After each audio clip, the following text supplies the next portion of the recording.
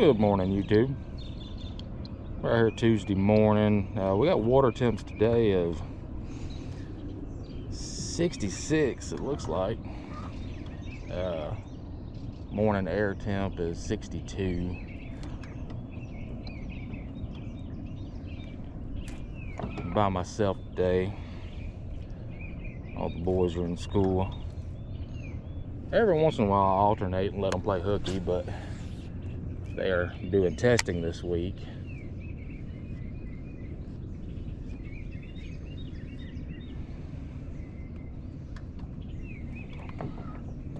And again, I left my wireless remote at the house, so we're gonna see how we're gonna do. Got it.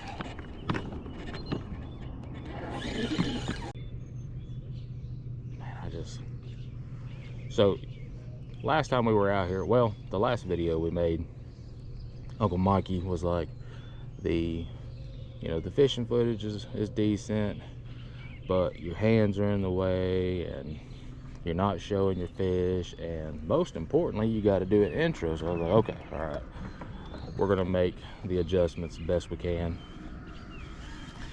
So we came out here Sunday morning. I had a bomb intro, like, for my first one, I thought I did pretty good. And then we came out and caught 4 fish, 2 of which were after I ran through all 3 GoPro batteries, so that was a wasted effort. But I don't think today will be like that. We're supposed to have overcast skies until about 11.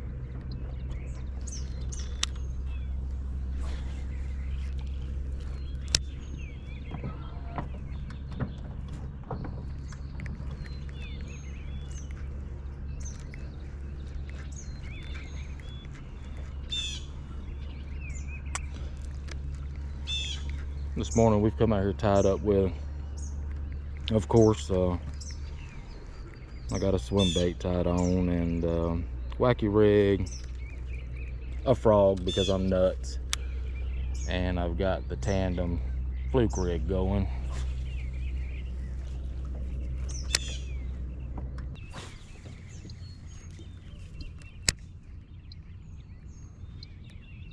Y'all probably heard me mention that next spring we're getting everything in order to buy us a bigger bass boat.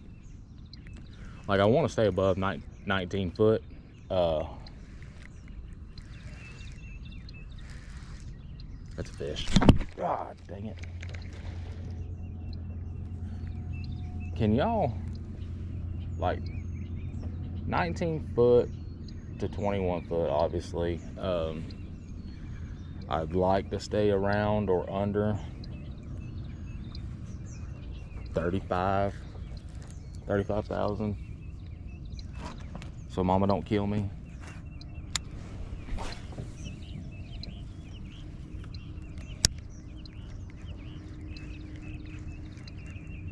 Comment in the comment below and let me know any of your recommendations. Never, well, I don't know if you qualified as a bass boat or the panfish series, but the only boat I've ever owned other than a traditional flat bottom or john boat was a 17 foot bass tracker. So my experience is limited.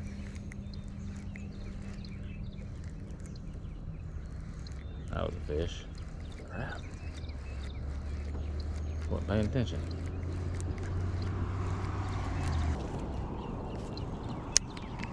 So it'll all be new to me. Like, I have no idea what a jack plate is for, or, you know, so it's going to be a big learning curve.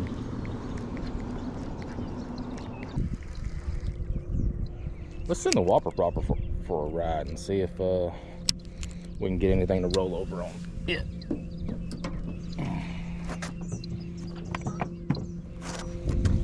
Whopper Plopper, come here.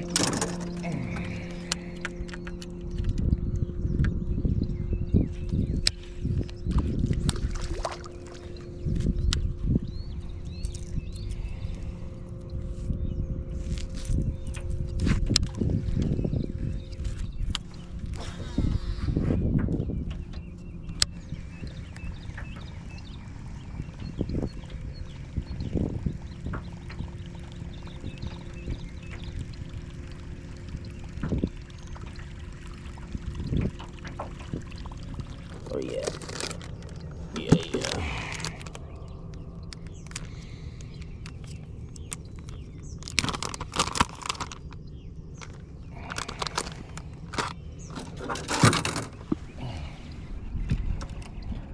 Also, comment below where, if anywhere, I mean, I don't know, they may be discontinued because I can't find them, but Jean LaRue Alabama Sweet Swimmer, or Alabama Shad color Sweet Swimmer, has got to be like the greatest soft swim bait that I've ever thrown in my life. I mean, it was so good that Pawpaw would order 100 at a time.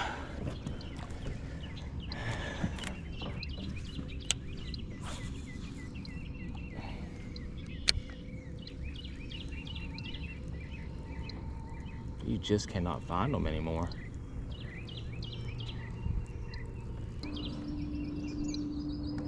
Ain't never good whenever the bait fish are hopping around, popping, having a party, and they're not getting exploded on. Total game changer, and I'm lucky, but I found the remote. Apparently I did put it around the shaft of the trolling motor, and then it must have blew off in transport. So, go, dang, almost went swimming, y'all.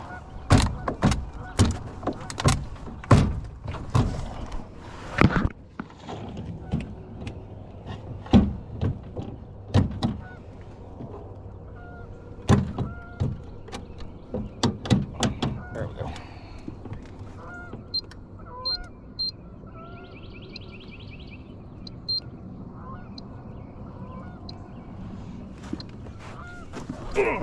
Let's fish.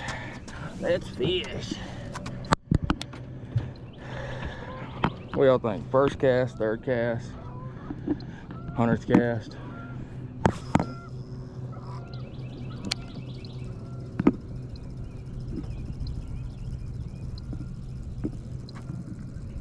So the bot was trash. Me and Wilder were exploring. And this was after the batteries had died, so that means 3.5 hours had gone by. And we just came back here in this little pocket, and man, they were just busting bait fish left and right. Wilder lost a couple good ones. And I think it was because, you know, he had gone 3.5, 4 hours, whatever it was, without catching a fish. And you know how kids are, he got so excited whenever they jumped on his little swim bait, he didn't even set the hook.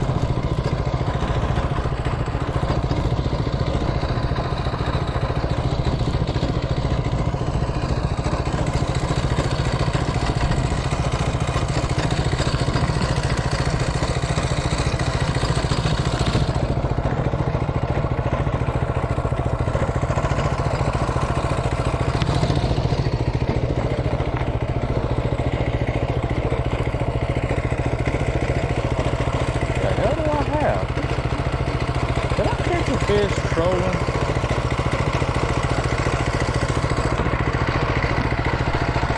I sure as hell did.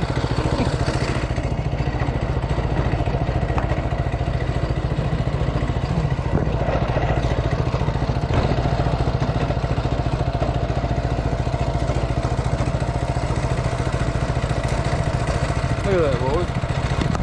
Little tank trolling with the motor running. That's funny.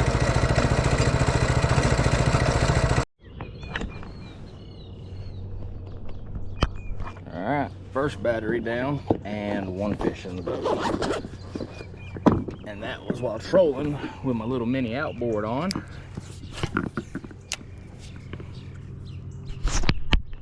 It's crazy. Crazy, crazy. Water temps is 69.8. I mean, 70 degrees.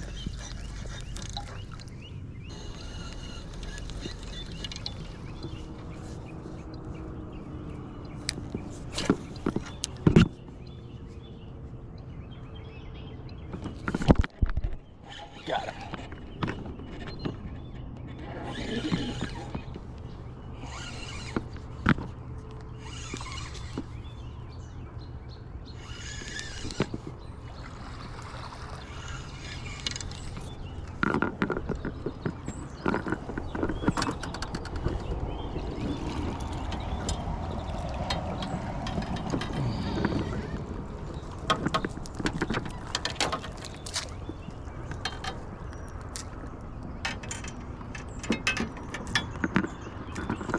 Thank you, little fella. Oh, crap, didn't show me the camera. Trust me when I tell you, he was a dank. I was pretty good at skipping that old jewel. Look at that skipping. Man. Watch out, J Wheels. I saw you won the MLF tournament. Only because I wasn't out there.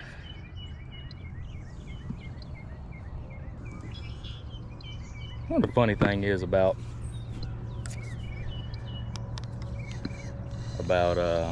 you know, pleasure, you know, fishing for pleasure or whatever. Like, we get out here at, you know, I was on the water at 5:30 a.m. in the summertime too. You know, you get out here bright and early, get on that top water bite. 9 o'clock. I'm sweating to death. You know, I don't have very good electronics. I'm in a 14-foot John boat. I'm going to the house. Those jokers don't get started. They don't launch until, what is it, 7 a.m.?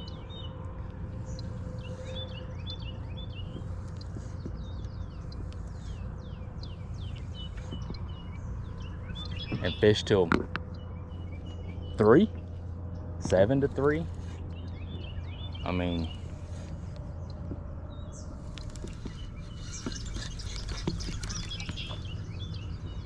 of course, if I had a $90,000 bass boat and some power poles and forward-facing sonar, and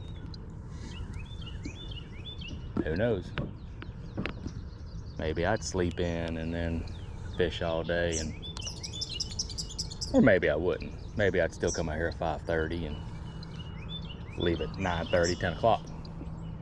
Go to the daggum house.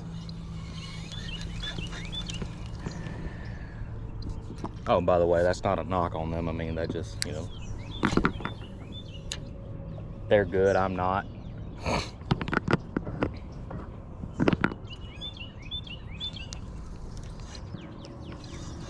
Mr. Frog, hush. It's gonna eat you.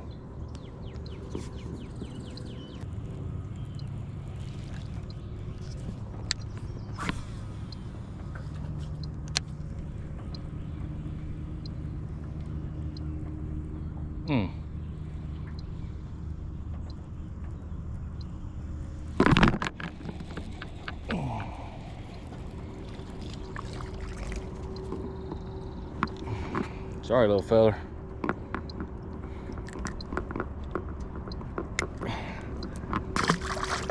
Set the hook so hard on him, he did freaking cartwheels. Poor guy.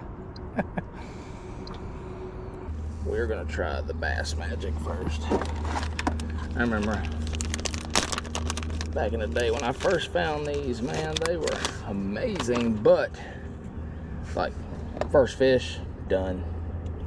Tie another one on. Next fish, done. Put another one on. They are very, very brittle, but wonderful action. I mean,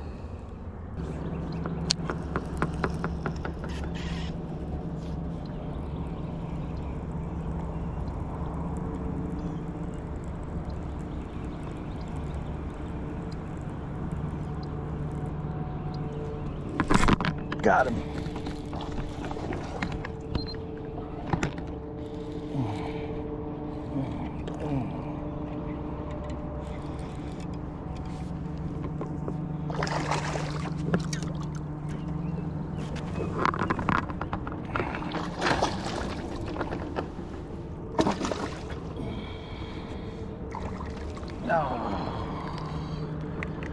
Got him.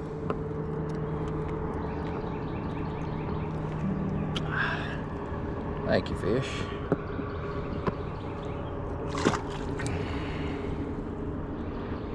That didn't take long. This freaking action's nasty, y'all.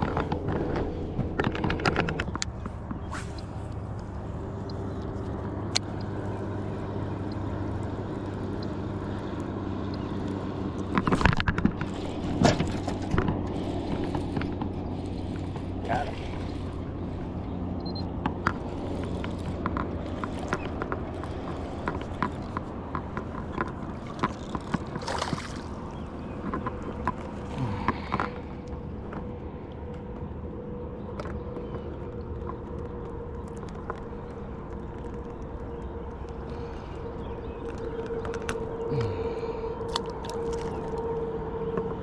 Backlash Outdoors.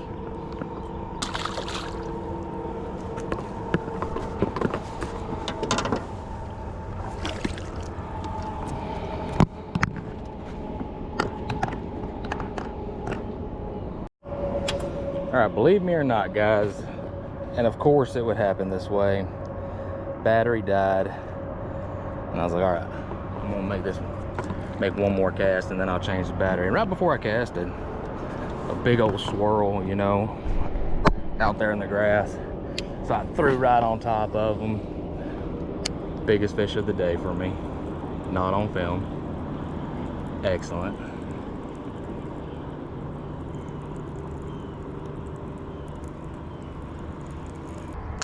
This is a hopping spot in the early summer months. This whole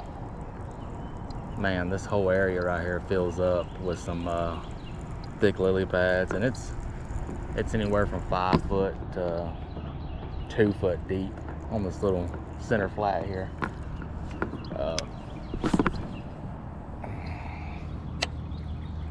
Early morning fluke, frog, transition over to a wacky rig. I mean, heck, you know, in the early part of June, late part of May, you can come to this one spot right here and stay all day if you wanted. I mean, why not? Oh, and again, I don't mind telling anybody where I fish. You know, this is Mud Creek and oh, fish, hang on. Got him. He was coming to me. Okay, got him. Anyway, this is Mud Creek in Fackler, Alabama. Just a little dang.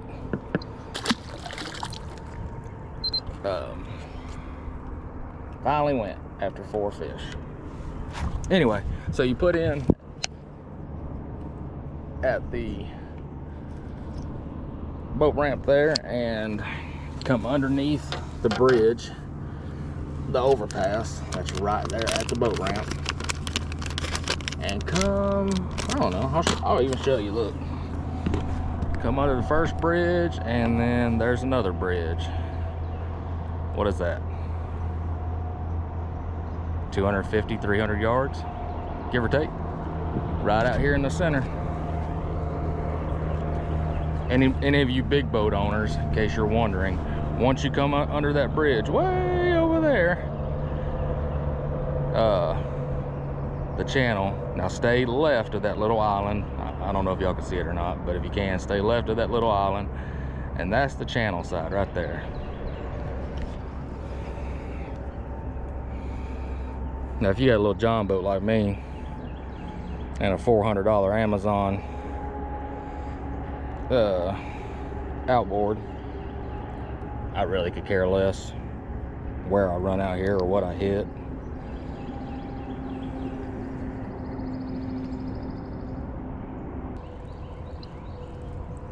Now when we get a bigger boat, you know, I'm gonna take you guys along with us, and we'll go down to Gunnersville, we'll go down to Goose Pond, or is it Goose Pond or Goose Colony, something like that, down in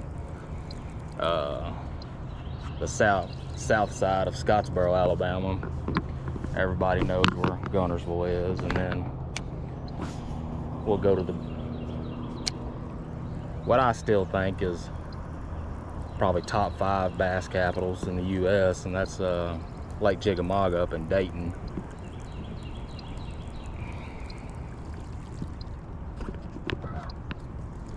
But I stick to these smaller, shallow lakes and this little John.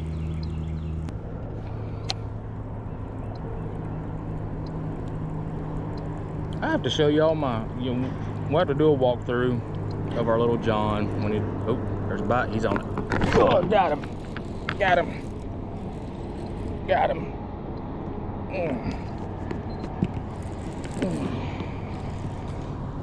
Money.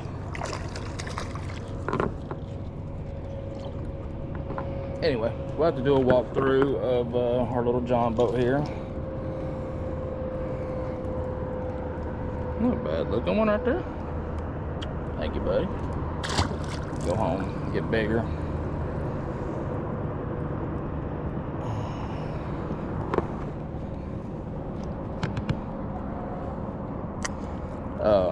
But I gotta show y'all my little peepaw truck I just got. You know, we've got the Cummins 2500, but that's what we were carrying the boat with. But that truck has 35-inch Mickey Thompsons on it, and my little John boat, like, it is a pain in the butt to back it up with that truck. And anyway, we were coming home from a baseball tournament. You know, we live in Kimball, Tennessee, and we had a baseball tournament in Rainbow City, Alabama. It's about, I don't know, like an hour and 45 minutes, depending on how you drive. And on the way down, well, me and Wilder, we rode with somebody because Mama had to go to the post office and train one of her new drivers. But so me and Wilder caught a ride, and we were down there, and when she got done, she headed that way, and she called and said, "Oh no, the car's jerking and bumping and jumping. What do I do?" I'm still an hour from you. I'm like, well, shoot, you know, you're either way, if it's messed up, it's messed up. I said, come on with it. So she limped it there, 65 mile an hour, you know. We spent 12 hours at the ball field, and we all jumped in the car to head home. And it's a 2018 Nissan Altima. And if you know anything about Nissans, you know a little bit about that notorious CVT transmission. All the way home, if there was an incline, which just about the entire drive back on I-59 is inclined, I'd have to get a running start, get it up to 85 mile an hour, and then by the time I crest the hill, I'd be down to 55. RPM gauge would jump up to 4 grand, but it wouldn't go nowhere. And we made it all the way to the Kimball exit on I-24, and caught the green light at the bottom of the ramp. The transmission was gone at this point. I aimed it for the Crystals parking lot, jumped in the turning lane, running about 30, and all lanes were clear, and I hit the Crystals parking lot 30 miles an hour and coasted it to the parking spot, and that's where she ended her days. But anyway, that was a long story. Oh, fish. Ah, crap. Anyway, that was a long story. But when my father-in-law found out that my car died, and it was just a little work car, baseball goer. He had just bought a new to him, Sharp 99 Power Stroke, lifted dually. He brings me the peepaw truck and the title and says, "Here you go, you can have this." It's a 97 long wheelbase, 2-wheel drive, F250 heavy duty with the 351 gasser engine in it. I love my peepaw truck. It's got 151,000 miles on it. Runs like a Singer sewing machine.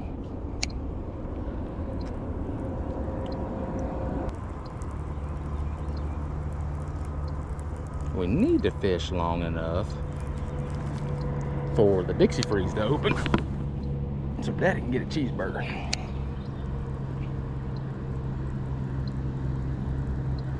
That's the game plan.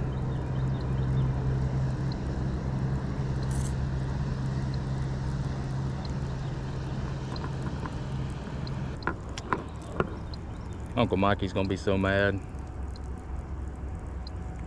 because when we came over to this side, I don't think I've shut up talking to you guys, and he's the one that sits there and watches all 3.5 hours and writes down all the time stamps and cuts and edits. And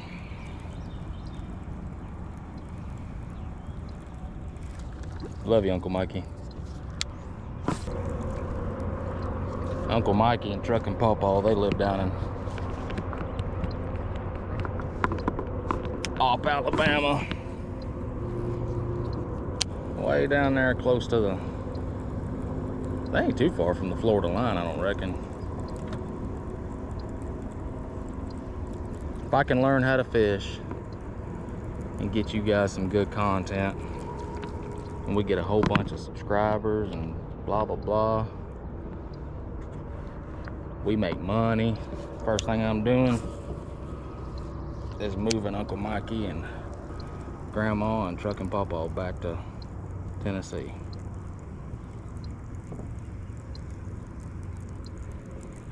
That's what we gonna do. I gotta go home and work on Mama's Mustang. She's got a 2004 Mustang, and I'm pretty sure she told me it was her first car. Like, now Mama was a spoiled rotten brat. She came from money. I think her grandma gave it to her and it had 50,000 miles on it. It's got like 281 on it now. But I ordered a whole bunch of replacement parts to fix the interior and get it nice and reliable for her. Taking it Thursday and getting a new windshield put in it. Put her a new belt on yesterday, changed the oil.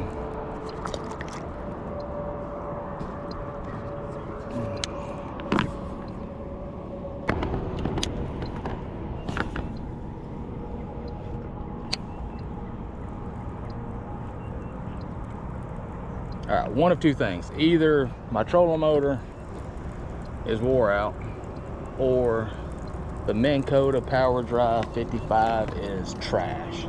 Because I swear, I could get a freaking dandelion around the damn prop and it'll start vibrating and bogging, and like, come on, dude.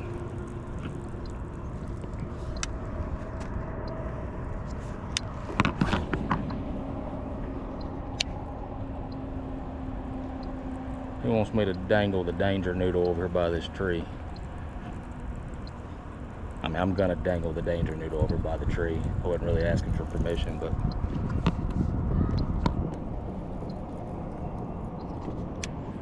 first we're gonna send this Bass Magic up in there. Alright, stop.